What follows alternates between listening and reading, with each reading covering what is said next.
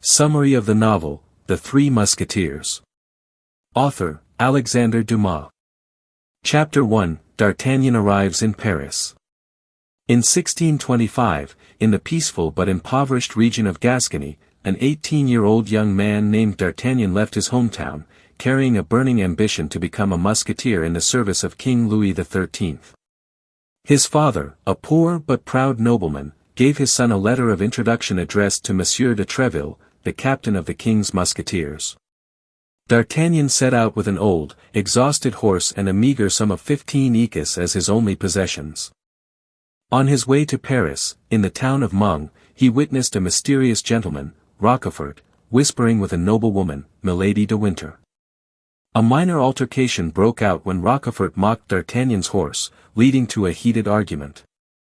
In the ensuing chaos, D'Artagnan was knocked unconscious by a mob incited by Rochefort, and his precious letter of introduction was stolen, kindling doubts about his dream of joining the musketeers. Undeterred, D'Artagnan continued his journey. Upon arriving in Paris, he sought out Monsieur de Treville's residence, where he was warmly received but unable to join the musketeers due to the missing letter. Treville took a liking to the young man but advised him to be patient and seek other opportunities to prove himself worthy of the prestigious regiment. While wandering the streets, D'Artagnan spotted Rochefort and gave chase. His haste led to collisions with three renowned musketeers, Athos, whose handkerchief he knocked to the ground, Porthos, whose cloak he entangled, and Aramis, whose unhealed wound he accidentally jostled. Offended, all three challenged him to duels that afternoon at a secluded location. Before the duel could commence, Athos and D'Artagnan prepared to fight, but Porthos and Aramis reminded them that dueling was forbidden in Paris. Despite the law, they resolved to proceed, showcasing the defiant spirit of the musketeers. At that moment, Cardinal Richelieu's guards arrived to arrest them for illegal dueling. Without hesitation, D'Artagnan sided with the Three Musketeers. Together, they fought with remarkable coordination, bravely defeating the guards. This act of courage impressed Athos, Porthos, and Aramis, transforming them from adversaries into loyal comrades. After the battle, Monsieur de Treville, hearing of D'Artagnan's bravery, promised to find a way to help him join the musketeers. D'Artagnan later hired Planchet, a sharp-witted servant, to accompany him. Planchet quickly proved to be a valuable ally, assisting D'Artagnan in navigating the streets of Paris and preparing for future missions. Thus began D'Artagnan's adventurous and perilous yet glorious life, forged by his newfound friendship with the Three Musketeers.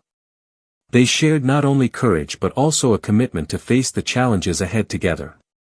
Chapter 2, D'Artagnan joins the Musketeers and meets Constance.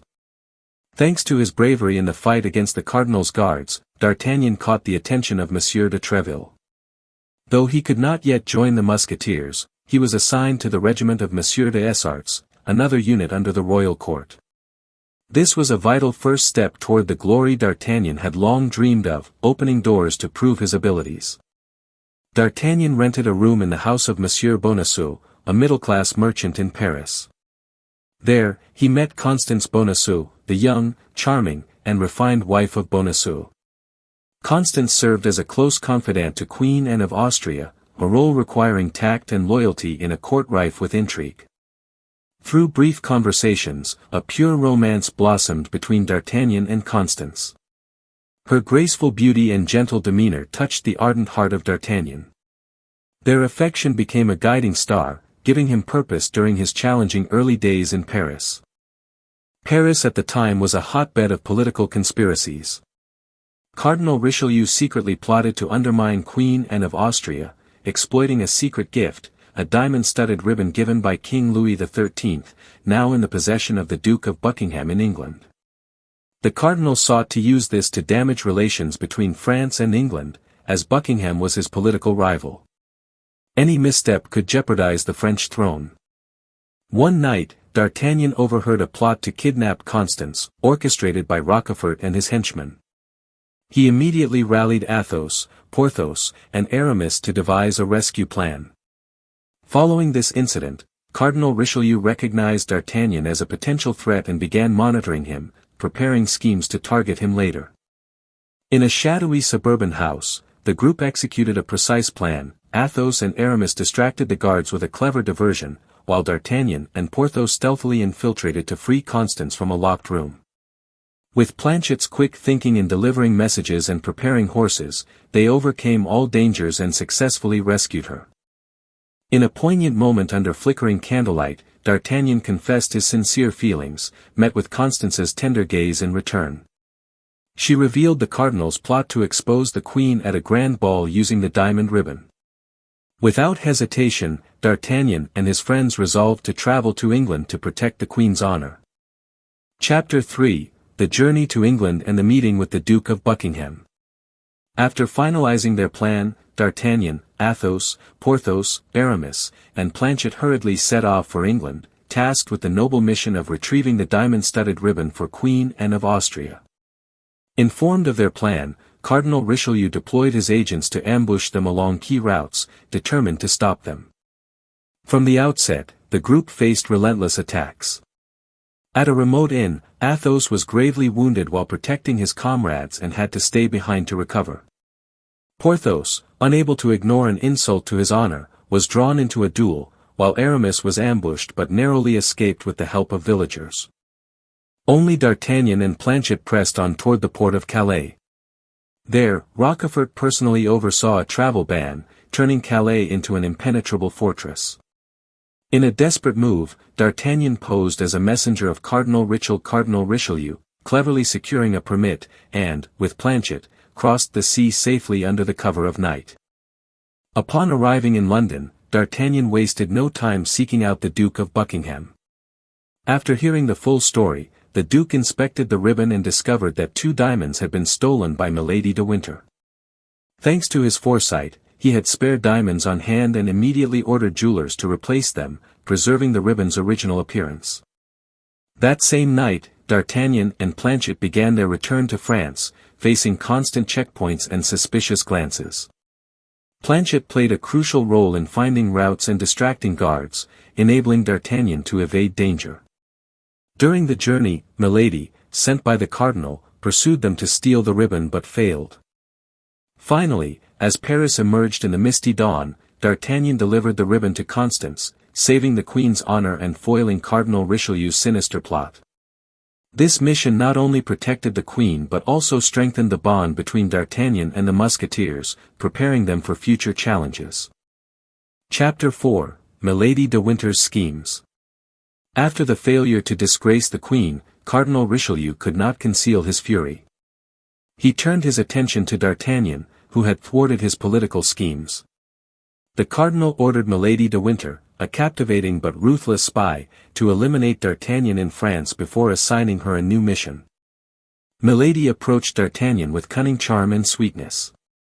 Initially, D'Artagnan nearly fell under her spell, but his intuition and alertness warned him of the lurking danger. By chance, he noticed a lily brand on Milady's shoulder, irrefutable proof of her criminal past. He also realized that Milady was a spy for Cardinal Richelieu, clarifying her connection to the plots against him. When D'Artagnan shared this with Athos, the latter recognized Milady as his treacherous former wife, a fallen nun who had deceived both him and the church. Milady's dark past was laid bare, heightening their vigilance. Knowing her identity was exposed, Milady plotted to assassinate D'Artagnan. She lured him to a remote house rigged with a deadly trap. Thanks to Planchet's quick thinking, D'Artagnan escaped in time, narrowly avoiding death. Undeterred, Milady attempted to poison him at their next meeting, slipping poison into a glass of wine. However, Constance, with an uncanny intuition, stopped him from drinking the fatal glass, saving him from Milady's vicious scheme. After repeated failures, Milady received a new mission, to travel to England and assassinate the Duke of Buckingham, thereby disrupting an alliance supporting the Huguenots at La Rochelle. Fueled by hatred and cunning, Milady became a menacing shadow over France, ready to execute the cardinal's ruthless plans. Chapter 5: The War at La Rochelle. La Rochelle blazed with gunfire and the roar of cannons. Cardinal Richelieu, not only a cleric but also a brilliant strategist, personally led the siege to crush the last stronghold of the Huguenots. D'Artagnan, Athos, Porthos, and Aramis were deployed to the campaign, facing fierce battles. Amid the war, the Musketeers remained deeply concerned for Constance. Devastating news struck like lightning: she had been captured and was being held at the Bethune convent. D'Artagnan and his friends planned a rescue, but the ongoing conflict at La Rochelle prevented them from leaving the battlefield immediately. Meanwhile, in London, Milady continued her deadly game. She fabricated a tragic tale, claiming that the Duke of Buckingham had assaulted and imprisoned her, weaving tearful details to exploit the blind loyalty of John Felton, a young Puritan officer. Manipulated, Felton assassinated Buckingham with a fatal stab. After sowing chaos, Milady fled back to France. At the Bethune convent, she approached Constance under a guise of kindness, tricking her into drinking poisoned wine. By the time D'Artagnan and the Musketeers arrived, Constance had taken her last breath in D'Artagnan's arms, leaving him with inconsolable grief. Determined to seek justice, D'Artagnan and his friends held a secret trial, accusing Milady in the presence of Lord de Winter. Her crimes, deception, murder, and betrayal, were meticulously listed. Athos confronted painful memories of her betrayal, torn between anguish and rage. Sentenced to death, Milady paid the ultimate price for her sins. The La Rochelle campaign ended with victory for the royal army. After Milady's death, Cardinal Richelieu summoned D'Artagnan and the Musketeers, testing their loyalty. He granted D'Artagnan an official position in the Musketeers, recognizing his courage and loyalty, marking a turning point in the young man's career. Chapter 6: Conclusion and Legacy. With the end of the La Rochelle campaign, the court's authority was solidified. In that historic moment, D'Artagnan fulfilled his childhood dream: he officially became a musketeer. Cardinal Richelieu, after summoning him, not only forgave him but also issued an official appointment, acknowledging his courage and loyalty. Yet the glow of victory could not erase the personal pain in D'Artagnan's heart. The loss of Constance remained a silent, bleeding wound, haunting him with every breath. He resolved to continue serving King Louis XIII, carrying the sacred memory of the woman he loved and the noble ideals she had inspired. Meanwhile, his three close friends took different paths. Athos chose a secluded life in the countryside, seeking peace after years of turmoil. Porthos married a wealthy widow, enjoying a life of comfort, and Aramis set aside his weapons to pursue a religious life, seeking spiritual serenity. The trial of Milady, the woman branded with a lily, exposed her litany of crimes: deceiving Athos, killing Lord de Winter's brother, poisoning Constance, and manipulating Felton to murder Buckingham. Beyond personal crimes, Milady symbolized the darkness of ambition and betrayal. After her death, the Musketeers aided Lord de Winter and Felton, whom she had deceived, embodying the noble spirit of chivalry.